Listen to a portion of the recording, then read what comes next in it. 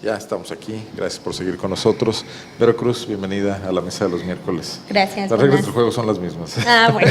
Ramón, como Arnoldo, un siempre. gusto estar y un gusto participar en la mesa con Igual. Vero. Bueno, pues ya, no perdamos tiempo porque ya es hora de comer y la gente que nos hace favor de seguirnos, al rato no hay que cansarla mucho. Ya. Pero las 13 recomendaciones para mí ya son la alerta de género. O sea, de hecho, tan marcadas tan claramente que dicen, en Guanajuato está pasando algo. Digo, lo otro es protocolario, pero ya con que Márquez cumpliera esto, iríamos para adelante en muchas cosas. Sí, de hecho ayer en una rueda de prensa con todos los estados que estamos en este momento en proceso de alerta de género pendiente o que está por decretarse, decíamos eso, en realidad es parte del mecanismo de la alerta de género, ¿no?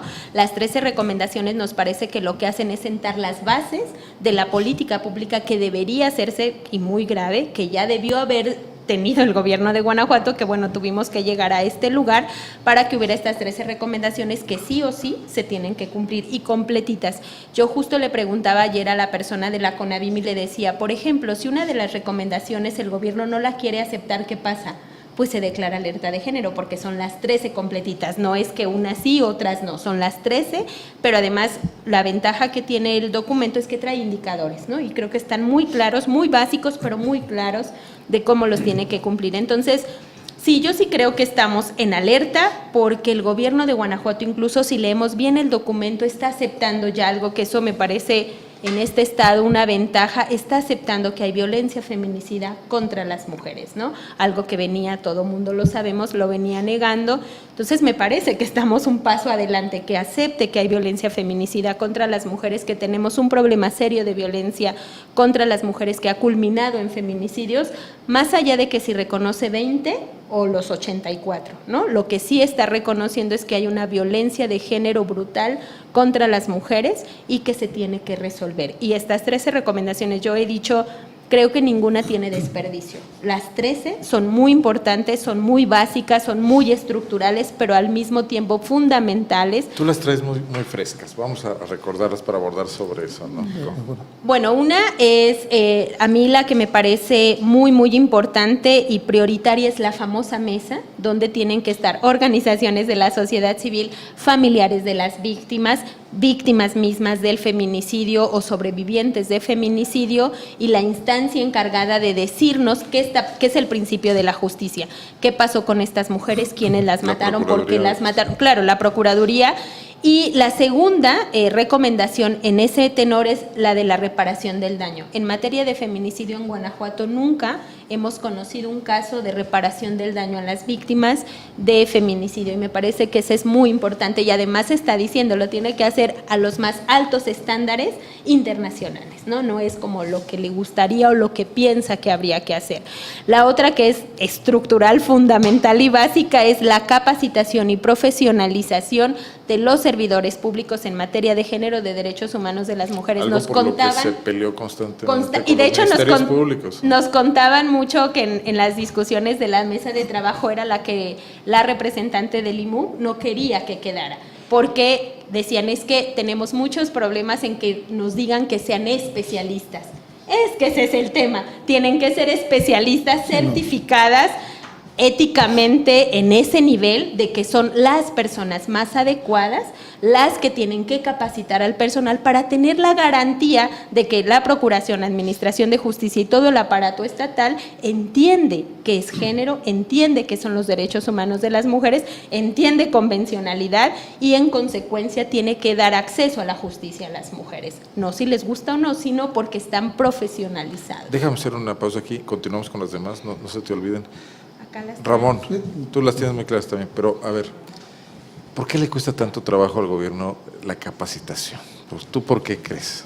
Bueno, yo creo… O la aceptación de que necesita capacitarlos. Yo creo que porque conflictúa mucho al gobernador, lo riñe con su modo de pensar, lo riñe con su pensamiento incluso religioso. El que lo riñe con una estructura de pensamiento, lo hemos platicado aquí, Arnoldo, lo hemos platicado en alguna ocasión con Vero. Para el gobierno, el trato a las mujeres se resume en el no tocarlas ni con el pétalo de una rosa. O sea, parece que esa es su perspectiva de género. Entonces, cuando alguien le dice, espérate, eso está superadísimo, hay otra etapa, hay otros mecanismos, entonces sale totalmente de su comprensión. Yo no veo a alguien, empezando tristemente por el propio gobernador, que entienda la magnitud de esto. Y se piensa que levantándote en el camión para cederle lugar a una mujer, estás haciendo cosas con perspectiva de género, ¿no? Entonces, no se han dado cuenta de la magnitud de ello. Pero es el gobernador y es el secretario de Educación y es el procurador de Justicia. O sea, no, bueno, es todo el estructural, Estado. ¿no? A ver, a mí me parece, coincidiendo con el... No veo al gobernador instruyéndolos y diciendo, sino que todos están un poco en la textura de que tenemos tantas cosas que hacer y estas señoras con sus latas, ¿no? Pero no solo es que estamos muy ocupados. El tema no es que no quieran entrarle, es que no saben cómo entrarle. Yo creo que confluyen las dos cosas, porque no se justificaría, Arnoldo, el estar muy ocupado para desatender un tema tan grave como este. O sea, esta es parte de las ocupaciones fundamentales que deben tener. No le quieren entrar, y cuando parece que le quieren entrar, no hayan por dónde. Y esta pregunta te la hago a ti porque Vero no me la puede responder, porque sé que cómo me la va a responder. ¿Por qué el gobernador se resiste a aceptar la interlocución con grupos de la sociedad civil como las libres? A ver, yo creo, lo comentábamos fuera del aire hace un ratito, que el problema es una falta de tolerancia a la disidencia. No es un gobierno que se haya caracterizado por ser incluyente a las voces diferentes a las de él. Creo que el gobernador, la máxima, lo más que tolera en estas discrepancias es una posición como la de Norma Nolasco y hasta ahí, ¿no? O sea, más allá, le parece estridente o le parece algo que raya con lo inaudible para el gobierno, ¿no? Entonces, a mí me parece... Se quieren una presencia domesticada. Hay que recordar que Márquez ha hecho parte de su discurso la participación de la sociedad en su gobierno y formó estos consejos, pero se quiere que sea tranquila, domesticada, sin objeciones de ningún tipo. Sí, y yo creo que además sin argumentos, o sea, dado que del otro lado no han planteado... O sea, como ya te invité, es suficiente honor para ti. Exacto. Ya no me vengas a decir nada. Yo no veo, Vero está en esto todos los días, pero yo no veo del otro lado, me refiero a la parte gubernamental, una clara argumentación en el tema de las mujeres. No lo veo hoy con los 13 puntos, en las respuestas a los 13 puntos, no lo veo cuando detonó el caso Lucero, no lo veo en ninguno de los casos que se han denunciado de feminicidios. No hay una argumentación y tal parece que les aterra que del otro lado sí la hay. Tal parece que hay un gran miedo a sentarse con un grupo como las libres, en donde se van a topar con una argumentación muy clara, muy puntual, muy precisa, y en una omisión, en un silencio, en una falta de respuestas del otro lado. A ver, vamos a seguir con las otras recomendaciones. Y las otras recomendaciones, bueno, la reforma, la armonización legislativa, donde está diciendo que el delito de estupro, revisar el delito de estupro, de preferencia aquí eliminarlo, porque como sabemos en la mayoría de los casos de violación utilizan mejor el estupro que la violación. Sobre todo menores de edad, claro, que es la violación más grave. Más ¿no? grave, quitar el delito que nos ha traído tantos dolores de cabeza, abusos eróticos sexuales, ¿no? Por abuso sexual, ¿cómo se llama?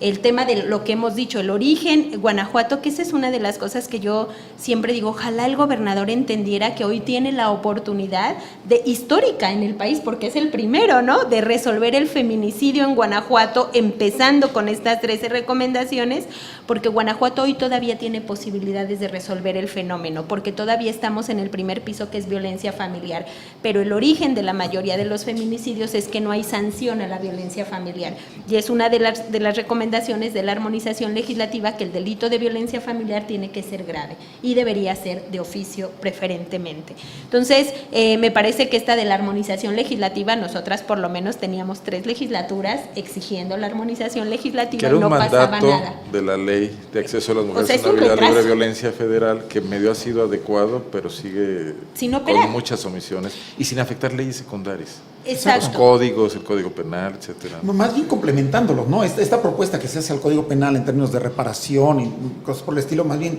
creo que es complementar. Mira, se han hecho tipos penales como este que mencionaba Vero, abusos eróticos, sexuales. A ver, tal parece que te da una confusión del término, del propio tipo penal, como para que de ahí puedan enclavar ciertas conductas que no las quieres enclavar en una violación, o para de ahí derivar algunas no sanciones porque así conviene, ¿no? O sea, yo creo que los tipos penales, no solo estos, pues cualquiera, deberían ser muy claros, muy comprensibles para cualquier persona.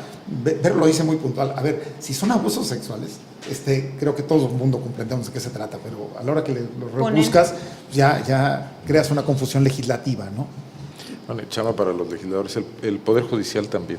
Sí, de hecho, el tema de la impunidad, que ahí hay un tema que yo creo que nos tendría que explicar también el Poder Judicial, porque le comentábamos de los 84 feminicidios que son motivo de esta solicitud de declaratoria de alerta de género, el gobierno solo está reconociendo 20, ¿no? Que solo son 20 feminicidios, aunque también lo dice como muy claro, ¿no? Dice, bueno, son los que están dentro del marco de la tipificación del delito. El resto podría constituir violencia feminicida, pero no son feminicidios, ¿no? Allá hay un problema que hay que revisar. Pero incluso de los 20 casos que reconoce, solo 4 tienen sentencia, y entonces hay una recomendación clarísima para el Poder Judicial diciendo, tienes casi el 90% de impunidad, en esos solo 20 que son como feminicidio. Y sale el Poder Judicial y dice, no, yo no tengo nada en el cajón, más bien no hay elementos para constituir el delito. Pues peor, ¿no? Todavía entonces tenemos un problema, creo, anterior, que es una investigación adecuada. Ahí viene el otro pegado, que es el de los protocolos, ¿no? Los protocolos, todo el mundo, bueno, veníamos 1 año, 2 años que sí están, que no están, finalmente un día antes deberían de que ser públicos, ¿no? Ya están, los publicaron un día antes de que emitieran las recomendaciones, pero el grupo de trabajo es muy claro, dice, los protocolos, además de estar publicados, tienen que estar hechos por especialistas, tienen que contener los estándares más altos de derechos humanos, perspectiva de género, cosa que no tienen esos protocolos, porque el grupo de trabajo ya revisó esos protocolos. ¿Son sobre todo de la Procuraduría? Son los 3 protocolos de investigación en feminicidio, de violencia sexual y de violencia familiar. Por ejemplo, de la Secretaría de Educación, ¿no? No, solamente en este solo entran los que son relativos a la violencia feminicida. Porque así lo marca, la 7 dice los protocolos utilizados para investigar los delitos de feminicidio y violencia, pero marca además, no son adecuados, o sea, es muy claro el análisis que se hizo en términos de que no son adecuados, y esta parte que menciona Vero. Pero cuando tú presentaste la solicitud de alerta de género, no había surgido este iceberg terrible de la violencia sexual en escuelas. Claro. Que es parte de la violencia de género. Ese ¿no? es otro motivo. Esa podría ser otra solicitud específica sobre la alerta de género por la violencia sexual dentro de las escuelas, preocupante incluso por parte que sea de los maestros. Ese es otro motivo de solicitud, muy específica. El gobernador ya dijo que no se quiere sentar contigo, le salió el no naturalito, así, pero a gusto. Sí. Pero a ver, ¿alguien del gobierno se ha comunicado con ustedes? No, a raíz ¿El de Instituto de la Mujer Guanajuatense? Nadie. ¿El Poder Judicial, el Poder Legislativo? Nadie. Yo digo 2 cosas muy claras. Una, no está discusión si se quiere sentar o no se quiere sentar con nosotras. Puede ser que él no quiera, pero pues no tiene opción. Primero, porque a mí me pareció muy grave que entre sus declaraciones diga que él está para las instituciones. No, las instituciones están para la sociedad, claro, y nosotras somos parte de la sociedad y con un paso adelante, organizadas además, ¿no? Y también somos mujeres y también somos guanajuatenses, ¿no? O sea, por si se le olvida, porque está diciendo yo estoy para las mujeres guanajuatenses, también nosotras somos mujeres guanajuatenses exigiendo. Y el otro tema que quiero poner clarísimo es: el gobernador, como jefe del estado de Guanajuato, tiene la obligación de garantizar la participación ciudadana, incluida la nuestra. Nosotras tenemos el derecho, no están a negociación. Y además, no es si quiere o no. Lo que motiva esta recomendación, a ver, la motiva las inconsistencias y contradicciones en la información que existe. ¿Qué? O sea, vamos, la idea es, quien ha sido contradictorio, quien ha puesto en un número mayor. Opaco también. Ajá, es el gobierno. O sea, la cifra que da agrupaciones como las libres, digo, es una cifra puntual también, con un número determinado, con nombres y apellidos de estos. Bueno, se trata de contrastarla con la cifra del gobierno, porque si van a tener en la mesa una asociación que da la misma cifra, bueno, pues o que salga a decir, no, todo está muy bien, sí, hombre, Guanajuato es perfecto. Y le dan luego 5,000 pesos por cada persona que presenta. Y eso es no habrá inconsistencias, ¿no? Claro, y eso es lo grave, porque nosotras, incluso el hecho de ofrecer nuestras manos, nuestra cabeza, nuestra experiencia y decirle al gobierno, te queremos ayudar para que lo hagas y lo hagas muy bien, pero además es la ganancia del gobierno, quien nos necesita para que le validemos que efectivamente va a hacer lo que tiene que hacer, pues somos las libres.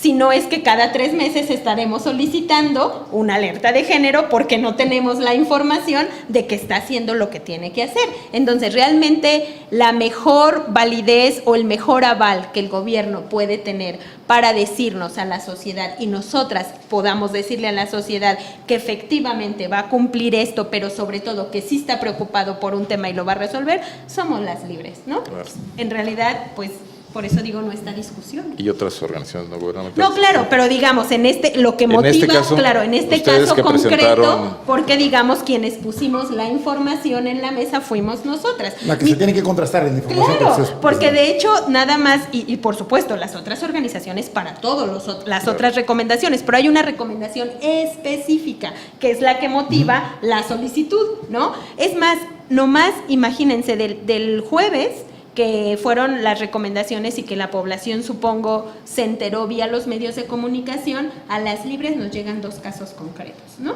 2 familiares que dicen, a ver, sí, no nos han hecho caso, no nos dejan ver la carpeta, y una dice, y nomás llevábamos un día, van caminando una semana, llegan otras 2 familias. Entonces, ¿quién necesita decirle a las familias en principio qué está pasando? Y si van con sus ustedes casos? es porque no hay confianza en las instituciones. Claro. Déjenme hacer una pausa, regresamos para un segundo bloque, ¿no? Sí.